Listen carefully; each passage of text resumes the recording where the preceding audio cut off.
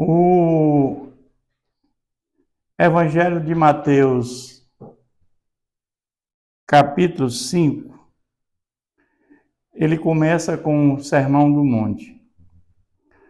O Sermão do Monte, ele vai do capítulo 5 até o capítulo 7. Ele é um sermão ético. O maior sermão da história da humanidade foi o sermão que Jesus proferiu no Sermão do Monte. E ele começa com as bem-aventuranças.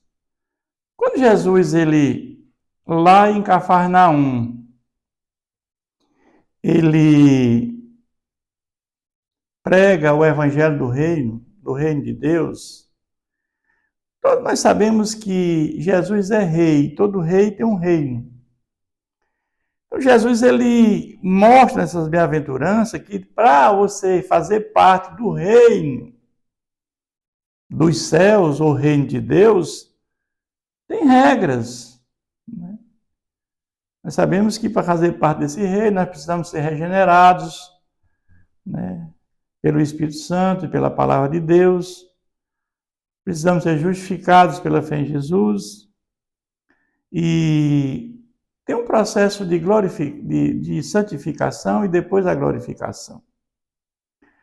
Mas ele começa com as bem-aventuranças, dizendo que Jesus, vendo as multidões, subiu ao monte e, como se assentasse, aproximaram-se os seus discípulos.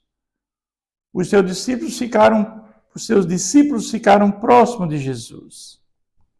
E Jesus ali, ele faz uma série de ensinamentos que eles são de vital importância para a nossa caminhada de fé, a nossa caminhada cristã. E ele passou a ensiná-los, dizendo, são 9 bem-aventuranças. Alguns entendem que são 8, mas nós entendemos que são 9, embora uma seja muito próxima da outra. E ele começa dizendo que bem-aventurados os humildes, os pobres de espírito, porque deles é o reino dos céus. E às vezes começa falando dos pobres de espírito.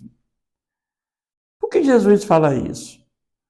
Porque o pobre de espírito é aquele que reconhece que é pecador. É aquele que reconhece a necessidade de Jesus. É aquele que reconhece que sem Deus nada podemos fazer. Diferentemente dos arrogantes, dos gananciosos, aqueles que quando vão fazer qualquer coisa, acham que não precisam de Jesus, não precisam de Deus. Mas, meus irmãos, nós somos tão frágeis, nós somos tão pequenininhos diante do Senhor, nós somos como um sopro. A qualquer momento podemos partir desta vida. E nós temos que estar preparados para esse encontro com o Senhor Jesus. E o pobre de espírito é aquele que sabe que sem Deus nós não podemos fazer nada, porque Deus é tudo em todos. Mas ele fala na segunda bem-aventurança, bem-aventurados que choram, porque serão consolados. Isso é muito importante. Porque quando nós vivemos numa vida em pecado, uma vida sem comunhão com Deus, o pecado é deliberado, você não tem nenhum arrependimento de nada, porque você não conhece a palavra de Deus. Mas no momento que você conhece a palavra de Deus, no momento que você tem essa comunhão com Deus, você agora passa a entender aquilo que você fez que contrariou a palavra de Deus. E você sente vergonha daquilo que fez, com certeza, todos nós. Coisas que não agradaram a Deus que fizemos. E aí nós choramos de arrependimento daquilo que fizemos contrariando a Deus. Quantas pessoas desobedecem a Deus, andam na idolatria, Mas quando conhece a verdade, é por isso que a palavra de Deus diz: conheceis a verdade, e a verdade vos libertará. Você só se liberta quando você conhece a verdade. E a verdade, ela faz com que você chore de arrependimento. Você já convertido, os que mais choram são os convertidos. Porque sabem o que fizeram, que não agradaram a Deus. Mas ele também fala em bem-aventurados mansos, porque herdarão a terra. Os mansos, aqueles que não se iram facilmente, aqueles que buscam se encher do fruto do Espírito Santo. Amor, paz, alegria, longanimidade, benignidade, bondade, fidelidade, mansidão, domínio próprio. É o fruto, né? Apesar de ser como fosse uma laranja com 9 gumes.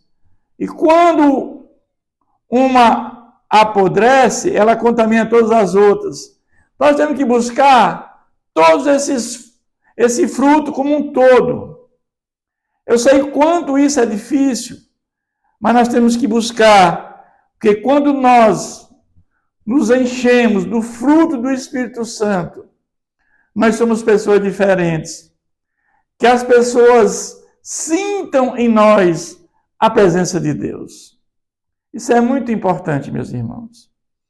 Mas ele também fala na bem-aventurados que têm fome e sede de justiça, porque serão fartos. Nós temos convicção, meus irmãos, que vivemos num mundo decaído pelo pecado. Vivemos num mundo onde há uma guerra espiritual. A nossa luta não é contra carne, não é contra o nosso próximo. A nossa luta é contra o inimigo. Mas nós temos segurança que Jesus está lá no céu hoje, como um ser humano glorificado, com natureza humana e divina, humana glorificada. Mas um dia voltará como juiz, e ele vai julgar. E aqueles que tiverem crido em Jesus Cristo, colocar a fé em Jesus, ele fará justiça, com certeza. Mas ele também fala em bem-aventurados os misericordiosos, porque alcançarão misericórdia. A misericórdia é um atributo de Deus. Deus tem atributos comunicáveis e atributos incomunicáveis. Nós somos a imagem e semelhança de Deus pelos atributos que Ele nos comunicou. Misericórdia, bondade, amor. Então, Deus, ele transferiu isso para nós. Ele comunicou isso para nós. E o que é a misericórdia? A misericórdia é não fazer aquilo que merecemos. A palavra de Deus diz que a misericórdia de Deus duram para sempre, renova cada manhã e duram para sempre. Mas tem os atributos que Deus não comunicou para nós. Deus é imutável, Deus é santo, Deus é onipresente, onisciente, onipotente. Esses são atributos de Deus que Ele não comunicou para nenhum de nós. Mas aquilo que Ele comunicou para nós é que nos faz, é que nos torna, que sejamos semelhantes a Ele. Mas Ele também fala nos limpos de coração que verão a Deus. Quando nós, regenerados, transformados pelo poder do Espírito Santo, nós temos um coração limpo, um coração puro, um coração sem maldade, um coração que nós buscamos o amor ao próximo. A evidência da regeneração é o amor a Deus, o amor ao nosso próximo. Mas ele fala também dos pacificadores, porque serão chamados filhos de Deus. Aqueles que promovem a paz, aqueles que não querem a guerra, querem uma vida em comunhão com os irmãos. Mas ele fala também dos bem-aventurados perseguidos por causa da justiça, porque dele é o reino dos céus. ele fala também semelhantemente: bem-aventurados sois quando, por minha causa, vos injuriarem e vos perseguirem, e mentindo disserem todo o mal contra vós. No primeiro século, nós tivemos muitos que morreram pelo nome de Jesus.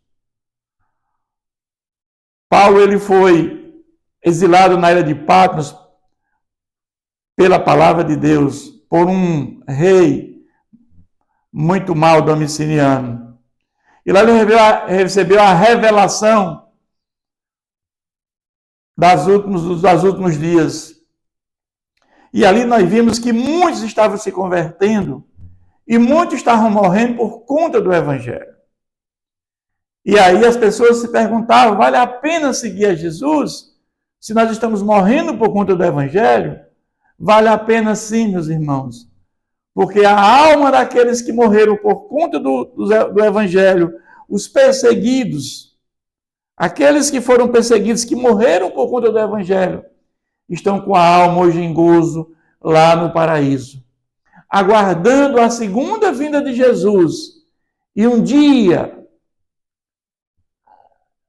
terão o seu corpo glorificado juntamente com a sua alma.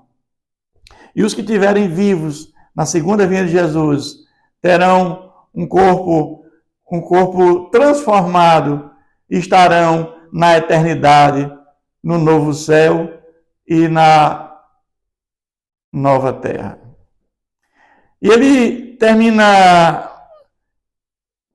dizendo às bem-aventuranças: regozijai-vos e exultai, porque é grande o vosso galardão nos céus, pois assim perseguiram aos profetas que viveram antes de vós.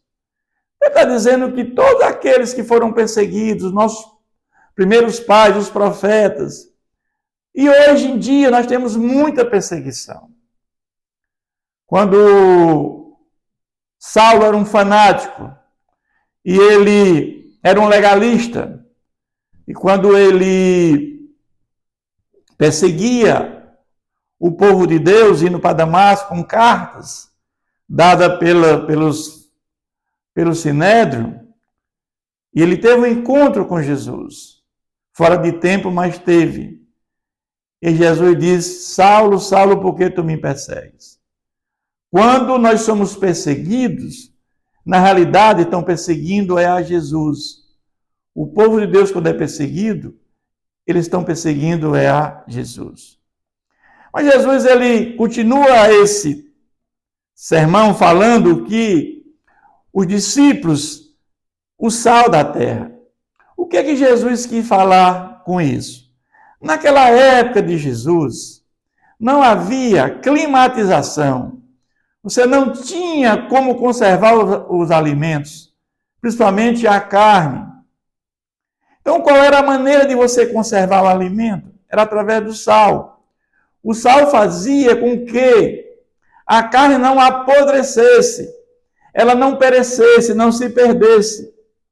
E assim Jesus, ele fala que os discípulos eram o sal da terra. Por quê? Porque eles deviam levar a mensagem salvífica de Jesus para as pessoas, para que elas se convertessem e também não se perdessem. Então é nesse sentido que Jesus fala que os discípulos são o sal da terra e nós hoje somos o sal da terra. Porque ele deixou que façamos o ID, ele nos comissionou. E a palavra tem que ser pregada, porque sem a palavra de Deus e sem o Espírito Santo, não há regeneração, não há novo nascimento. A nossa missão é pregar a palavra de Deus, meus irmãos. Agora, quem regenera é o Espírito Santo. É ele que convence do pecado. Nós não temos capacidade nenhuma de convencer ninguém. Quem convence é o Espírito Santo. A nossa missão se encerra em pregar a palavra de Deus, pregar o reino de Deus. Mas ele também fala, ele diz o seguinte: vós sois o sal da terra. Ora, se o sal vier a ser insípido, como lhe restaurar o sabor? Para nada presta senão para o lançado fora, ser pisado pelos homens. Então essa missão é nossa que ele nos confiou. temos que fazer a missão que Jesus nos confiou. Mas ele também vai falar que o discípulo era a luz do mundo. Vós sois a luz do mundo, não se pode esconder a cidade edificada sobre um monte, nem se acende uma candeia para colocá-la debaixo do alqueire, mas no velador e alumia a todos os que se encontram na casa. Nós sabemos que a lua não tem luz própria. O sol é que projeta a luz na lua. Nós somos iluminados pelo Senhor Jesus. Quando nós conhecemos a Jesus, nós temos a luz, ele ilumina o nosso caminho. E quando nós temos o caminho iluminado, nós sabemos para onde é que vamos. Mas aqueles que andam na escuridão, aqueles que não têm a luz, eles não sabem para onde vão.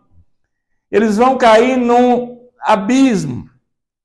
Então, por isso que Jesus, ele faz essa advertência. Assim brilhe também a vossa luz diante dos homens, para que vejam as boas obras e glorifique o vosso Pai que está no céu. Então, nós devemos ser luz para muitos e nós devemos testificar o Evangelho do Senhor Jesus Cristo para essas pessoas. Mas Jesus também, ele vai ainda dizer que ele não veio para revogar a lei, mas cumprir. Nós sabemos que a lei não salva ninguém. A lei serviu de ar e tutor para chegar a Jesus Cristo. Existe na Torá 613 mandamentos. Se você deixasse de cumprir um mandamento, você não cumpriu a lei. Então é por isso que a lei não salva. A salvação se dá somente pela fé em Jesus. Não há outro caminho para a salvação a não ser colocando a fé em Jesus Cristo. Mas a lei foi cumprida por Jesus em nosso favor. É na cruz que Jesus cumpre a lei em nosso favor. É ali na cruz que nós morremos com Ele, ressuscitamos com Ele e fomos batizados em Cristo pelo Espírito Santo, pelo sangue derramado na cruz do Calvário. Mas é interessante que, além da lei, Jesus ele vai ainda fazer umas colocações que, mesmo na graça, tem coisas muito mais fortes, porque precisamos de uma vida em santificação. Ele vai dizer, não penseis que vim revogar a lei, mas, ou revogar a lei, ou profetas, mas não vim para revogar, mas para cumprir. Porque em verdade vos digo que até o céu e a terra passem, mas nenhum i ou um tio jamais passará da lei, até que tudo se cumpra. Nós temos que os 10 mandamentos, 4 de respeito a amar a Deus, e 6 é amor ao próximo. E Jesus pega esses 10 e transforma em 2. Amar a Deus sobre todas as coisas e amar ao próximo como a ti mesmo. Por isso que ele diz que o meu jugo é suave e o meu fardo é leve. Por quê? Porque ninguém conseguia cumprir esses 613 mandamentos. Ele vai transformar basicamente em 2. Então, o meu jugo é suave e o meu fardo é leve. Aquele que, pois, violar um desses mandamentos, posto que dos menores de assim ensinar aos homens, será considerado mínimo no reino dos céus. Então, 613 você não podia violar um sequer. Se você violasse um, você deixava de cumprir a lei. Aquele, porém, que observar e ensinar esse, será considerado grande no reino dos céus. Porque vos digo que a vossa justiça não exceder muito a dos escribas e fariseus, a mais jamais entrarei no reino dos céus. Interessante Jesus aqui fazer umas colocações que muito mais forte do que a própria lei. A lei dada por Moisés dizia que do homicídio, ouviste que foi dito, não matarás. Matar era pecado na lei. Mas Jesus diz que eu, porém, vos digo que todo aquele que sem motivo se irá contra o seu irmão será sujeito a julgamento. E a quem proferir insulto a seu irmão estará sujeito a tribunal. E a quem lhe chamar tolo estará sujeito ao inferno de fogo. Então aqui Jesus está dizendo que é muito mais forte. Que não é só matar, é aquele que se irá contra o seu irmão. Deixa perante o altar a tua oferta, vai primeiro reconciliar-se com teu irmão, e então, voltando, faz a tua oferta.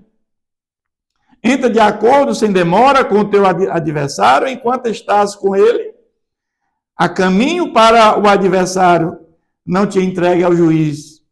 O juiz é oficial de justiça e serás recolhido à prisão. Em verdade te digo que não sairás dali enquanto não pagares o último centavo. Então ele faz aqui uma colocação muito forte, né? Que é muito mais forte do que a própria lei. Ele também falar da questão do adultério. Eu, porém, vos digo, qualquer que olhar, porque na lei dizia, não adulterarás. O adultério era punível com pena de apedrejamento na lei. Mas Jesus está dizendo, aquele que olhar para a mulher com intenção impura, com desejo, ele já adulterou com ela. É muito mais forte, é o desejo do coração. Não houve um fato consumado ainda. Mas Jesus está dizendo que você já adulterou só em desejar. Se a intenção é impura no coração, é muito mais forte do que o adultério houve a consumação. Aqui não houve a consumação, é só o desejo do coração. Jesus disse que você já adulterou.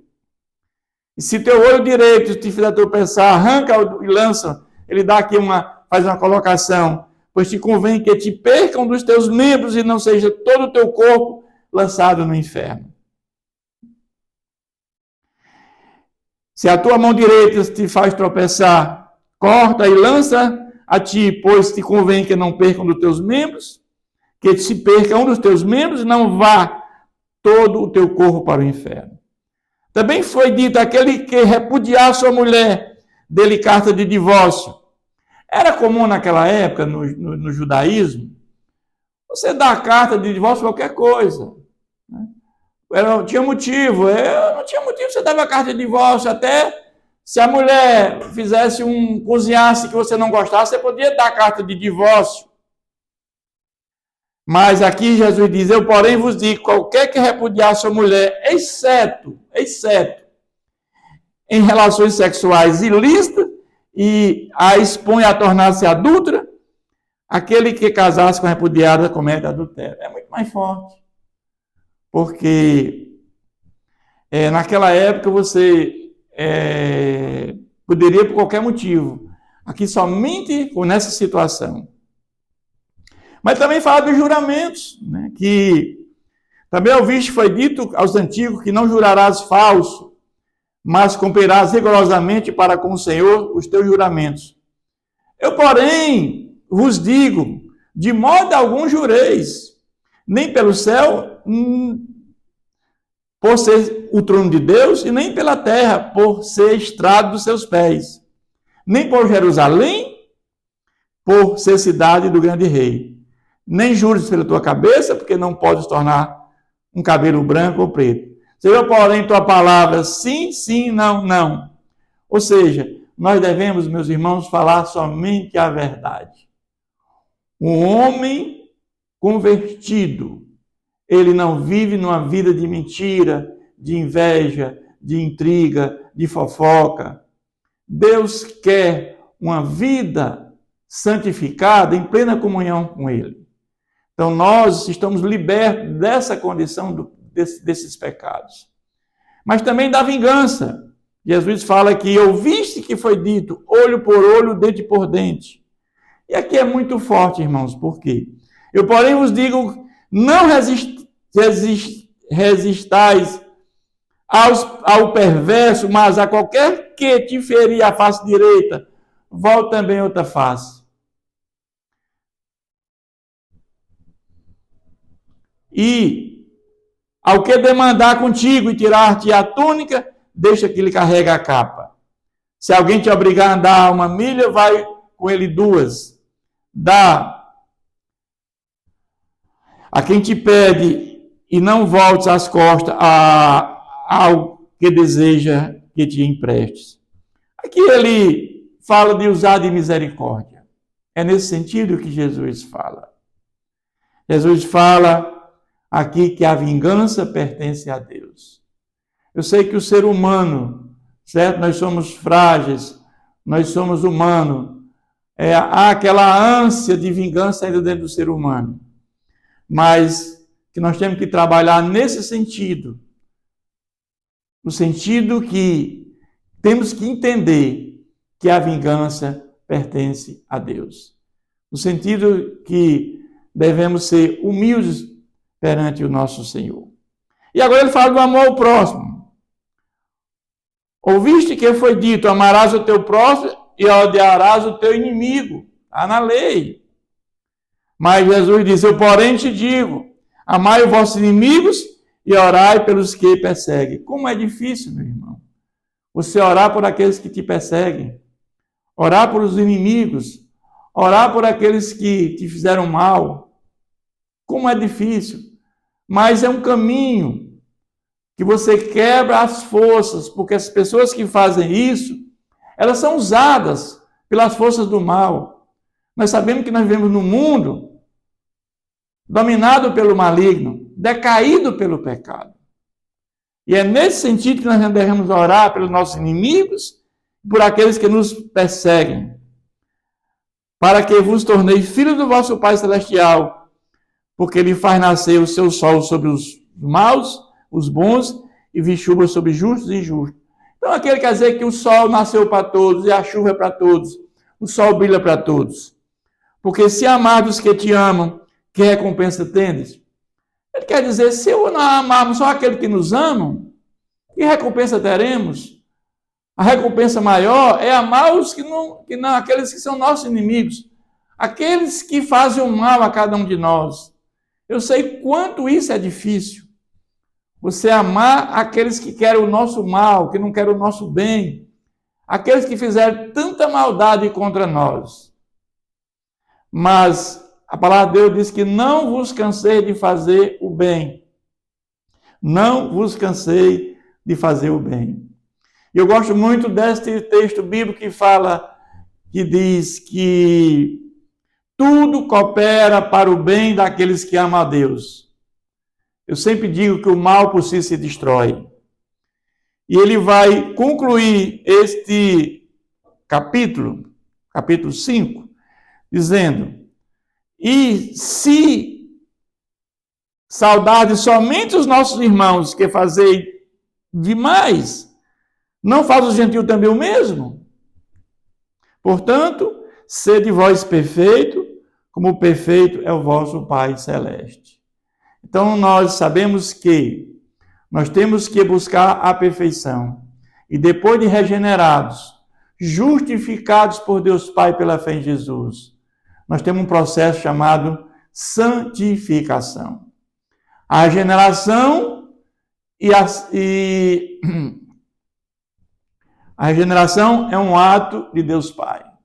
A justificação é um ato de Deus. Mas a santificação é um processo. A fé e o arrependimento são atributos do homem. Deus não se arrepende no nosso lugar e Deus não tem fé no nosso lugar. Então são atos do homem. Então que possamos nesse processo de santificação, guiado pelo Espírito Santo que nos fortalece em poder, ele vai nos dar sabedoria, ele nos vai dar discernimento para nós ter uma vida em plena comunhão com o Senhor. Esse sermão é um sermão magnífico. É o maior sermão da história da humanidade. Nada se compara a esse sermão que Jesus proferiu, no Sermão do Monte. Então, que Deus continue nos abençoando.